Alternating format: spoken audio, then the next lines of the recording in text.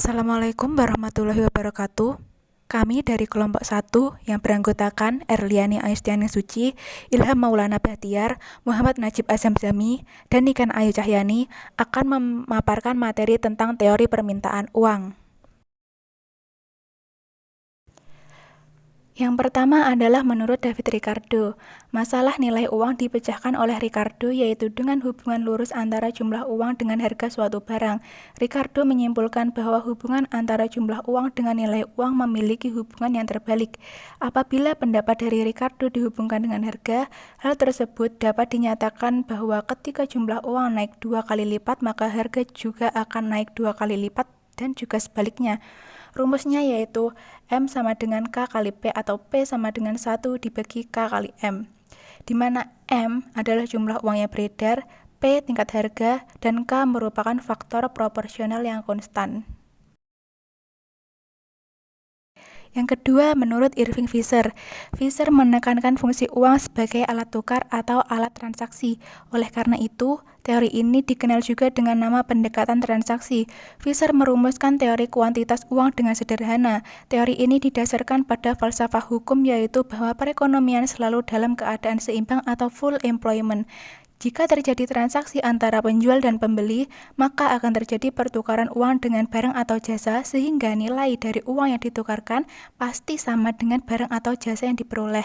Rumusnya adalah MVT sama dengan PT, di mana M adalah jumlah uang yang beredar, VT adalah perputaran uang dalam suatu periode, P adalah harga barang, dan T adalah volume barang yang diperdagangkan di suatu periode. Yang ketiga, menurut Alfred Marshall, teorinya dikenal dengan teori sisa tunai atau cash balance theory, yaitu biasa juga disebut dengan teori Cambridge. Teori ini pada dasarnya sama dengan teori kuantitas uang, tetapi cara pendekatannya sangat berbeda. Dalam teori ini tidak menekankan pada hubungan antara penawaran uang dan tingkat harga, akan tetapi yang ditekankan adalah mengenai tujuan masyarakat dalam permintaan uang dan bagaimana faktor ini menentukan jumlah uang yang diperlukan masyarakat. Menurut Marshall dan Pico, uang merupakan alat penyimpan kekayaan dan bukan merupakan alat tukar.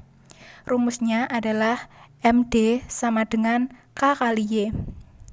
MD adalah permintaan uang, sedangkan K adalah konstanta yang menunjukkan persentase jumlah uang tunai yang dipegang dalam pendapatan, sedangkan Y adalah pendapatan nasional. C. Pengertian permintaan uang menurut Keynes. Teori permintaan akan uang Keynes bersumber pada teori Cambridge. Tetapi Keynes mengemukakan sesuatu yang betul-betul berbeda dengan teori moneter tradisi klasik. Pada hakikatnya, perbedaan ini terletak pada penekanan oleh Keynes pada fungsi uang yang lain, yaitu sebagai store of value dan bukan hanya means of exchange. Teori ini kemudian dikenal dengan nama teori liquidity preference. Menurut Keynes, masyarakat memegang atau permintaan uang untuk 3 tujuan, yaitu 1 motif transaksi, 2 motif berjaga-jaga, dan 3 motif spekulasi. Teori Keynes mempunyai implikasi teoritis maupun kebijakan yang penting. Teori Keynes mempunyai implikasi bahwa sektor volume uang yang beredar dan tingkat harga umum bisa saling mempengaruhi. Teori permintaan akan uang dari Keynes mempunyai implikasi bahwa fungsi permintaan akan uang atau liquidity preference adalah fungsi yang tidak stabil, dalam arti bahwa fungsi ini bisa bergeser dan berubah posisi dengan cepat dari waktu ke waktu.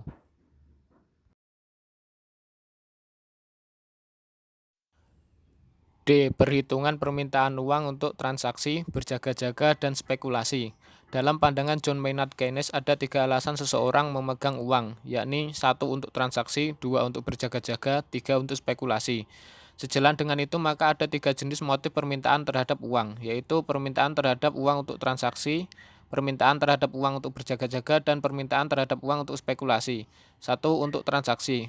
Permintaan uang untuk tujuan transaksi meningkat jika penerimaan dan pengeluaran tidak sinkron dan pada berbagai keadaan utang-utang tidak secara sempurna dapat dibagi atau ada biaya transaksi untuk membuat utang. Dan permintaan uang untuk transaksi dianggap tergantung pada tingkat pendapatan. Artinya semakin tinggi pendapatan, semakin banyak uang yang diperlukan perusahaan atau perseorangan untuk tujuan transaksi. Motif transaksi yaitu motif untuk melakukan kegiatan transaksi perdagangan seperti tukar-menukar barang atau membeli barang kebutuhan pokok. Besarnya permintaan dengan motif transaksi sangat tergantung pada tingkat pendapatan seseorang. Dengan demikian dapat dikatakan bahwa kebutuhan uang yang menjadi sebuah permintaan uang motif transaksi merupakan suatu proporsi konstan dari tingkat pendapatan. Hal ini dapat diformulasikan dengan persamaan sebagai berikut. LT sama dengan KY dengan keterangan LT adalah permintaan uang untuk keperluan transaksi, K adalah proporsi konstan di atas 0 di bawah 1, Y adalah tingkat pendapatan nasional. Sesuai dengan kurva di atas, semakin tinggi pendapatan maka semakin tinggi permintaan uang untuk kebutuhan transaksi. Dengan demikian jelas bahwa Keynes mengikuti jejak kaum klasik bahwa permintaan uang untuk transaksi tergantung pada pendapatan. 2. Untuk berjaga-jaga. Permintaan uang untuk berjaga-jaga merupakan refleksi dari ketidaktentuan yang menyangkut pendapatan dan pengeluaran. Menurut Keynes bahwa permintaan akan uang tidak hanya untuk sesuatu yang sifatnya reguler atau normal seperti untuk memperlancar kegiatan transaksi, tapi juga untuk memenuhi kebutuhan yang sifatnya tidak terduga atau di luar perencanaan. Misalnya untuk berobat jika ada anggota keluarga yang menderita sakit atau membeli peralatan produksi yang sifatnya mendadak atau tiba-tiba mengalami kerusakan. Permintaan uang untuk tujuan berjaga-jaga dikaitkan dengan pendapatan adalah sejalan bahwa adanya cadangan untuk sesuatu yang tak terduga dikaitkan dengan skala operasinya. Secara matematis, permintaan uang untuk motif transaksi dan berjaga-jaga dapat dirumuskan sebagai berikut. LT plus J sama dengan FY. Dengan keterangan LT permintaan uang untuk keperluan transaksi, LJ permintaan uang untuk berjaga-jaga, dan Y pendapatan. Sama dengan permintaan untuk kebutuhan transaksi, semakin tinggi pendapatan, maka semakin tinggi permintaan uang untuk kebutuhan berjaga-jaga, begitupun sebaliknya.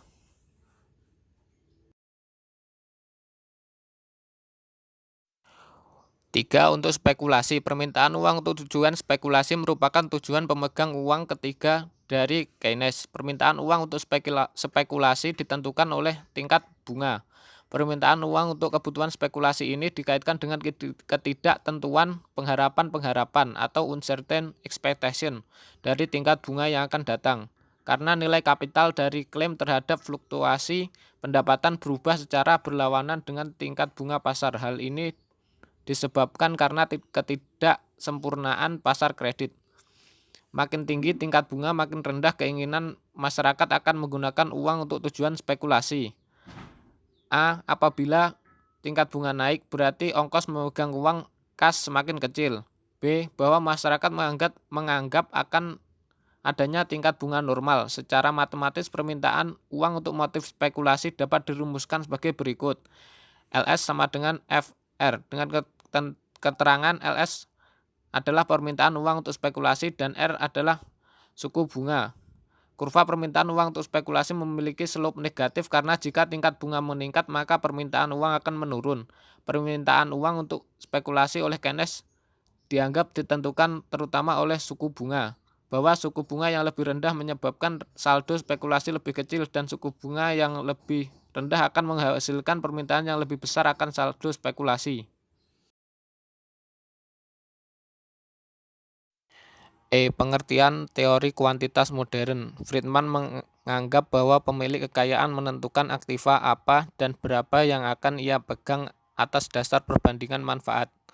Menurut Friedman, kekayaan yaitu kekayaan tidak hanya aktiva yang berbentuk uang atau bisa diubah menjadi uang, tetapi termasuk juga nilai dari aliran penghasilan di tahun-tahun mendatang dari tenaga kerjanya, karena tenaga kerja dari seseorang juga potensial menghasilkan aliran pendapatan di masa mendatang.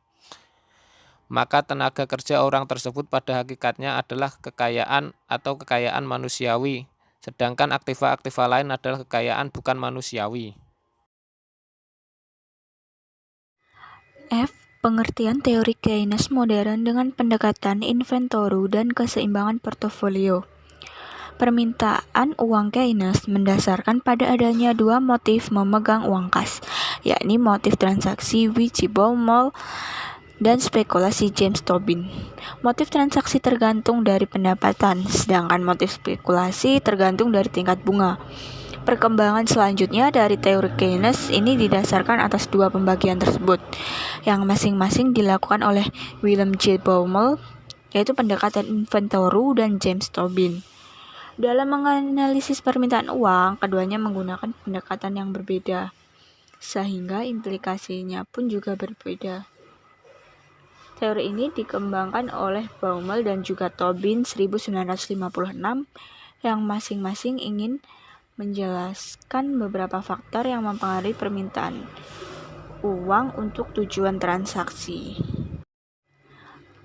Yang pertama, Baumol. Baumol menggunakan pendekatan teori penentuan persediaan barang yang biasa dipakai dalam dunia perusahaan. Dia menganalisis tingkah laku individu atau rumah tangga atau perusahaan dan menganggap bahwa pendapatan mereka diterima sekali, misalnya tiap bulan, namun individu tersebut harus membelanjakan sepanjang waktu yaitu 1 bulan. Untuk menyederhanakan analisisnya, Baumol menganggap bahwa penghasilan tadi dibelanjakan merata setiap bulan selama periode pendapatannya. Yang kedua, pendekatan portofolio dari Tobin menjelaskan motif spekulasi permintaan uang. Pendekatan ini mengoreksi asumsi Keynes yang sederhana dan tidak realistis. Ide dasarnya bahwa masyarakat tidak hanya peduli terhadap perkiraan tingkat pengembalian sebuah aset terhadap aset lainnya ketika memutuskan apa yang harus dipegang dalam portofolionya, tetapi masyarakat juga peduli terhadap resiko tingkat pengembalian yang diperoleh dari masing-masing aset. Jadi secara khusus Tobin mengonsumsikan bahwa sebagian besar orang adalah penghindar resiko atau risk averse, yang menunjukkan bahwa orang bersedia memegang aset dengan perkiraan tingkat pengembalian yang lebih rendah jika resikonya lebih sedikit.